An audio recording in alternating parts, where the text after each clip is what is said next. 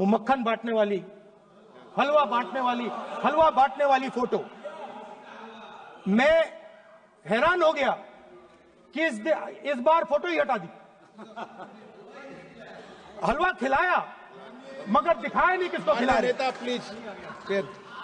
तो at the center of any new development paradigm for this country, which runs parallel with the production paradigm I spoke of, which works together with the production paradigm I spoke of, is the participation of lower castes, OBCs, Dalits, Adivasis in the wealth of this country. If we look at the largest corporates in this country, they're all owned. None of them are owned by OBCs. None of them are owned by Dalits. None of them are owned by tribals. If we look at the biggest media companies that support the Prime Minister, every day we see the Prime Minister's pleasant face, smiling face on these media. None of them are owned by OBCs. None of them are owned by Dalits. None of them are owned by Adivasis. This is the fact. So central to any new development paradigm is the architecture of a new paradigm.